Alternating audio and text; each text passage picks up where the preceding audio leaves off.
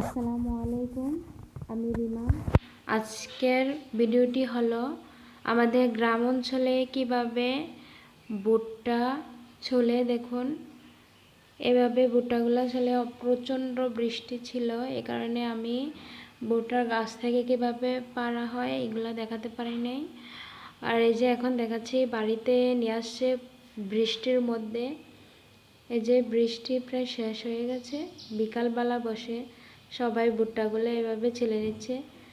আর যে জায়গার মধ্যে রাখতেছে সবাই ছেলে, এই যে থুপ করে রেখেছে। আর এগুলা চুলে নিয়ে নিয়েছে, এই যে। আর এগুলো আমি সুন্দর করে ছিলে দেখাচ্ছি, কত সুন্দর লাগতেছে ভুট্টাগুলা।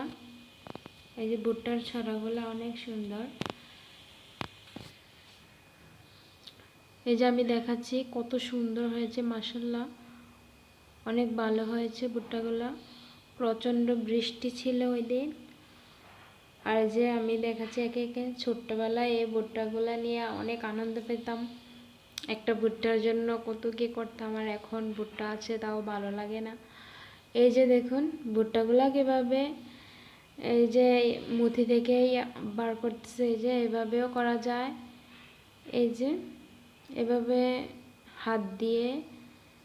আর যে আমার বাবা, উনি একটি বুড়োর সাহায্যে এভাবে করে দিলে তাড়াতাড়ি যেন ভুট্টাগুলো ছুলে নেওয়া যায়, এই সিস্টেম করতেছে ভুট্টাগুলো। এই যে এইভাবে মুচড়ান দিলে ভুট্টাগুলো একসাথে জড়ে যায়, এইভাবে জড়লে নাকি মুথিটা একসাথে হয়, ভুট্টাটা অনেক সুন্দর হয়। মেশিন দিয়ে চড়ানো হলে ভুট্টাটা মানে সুন্দর লাগে না, এই কারণে হাত দিয়ে কষ্ট করতেছে।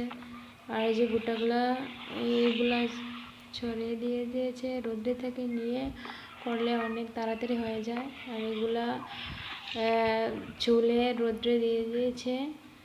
আর এই যে, আর বিকালবেলা ভুট্টা তোলার পরে জালমুড়িওয়ালা আসলো, তারপর জালমুড়ি কিনে নিলাম।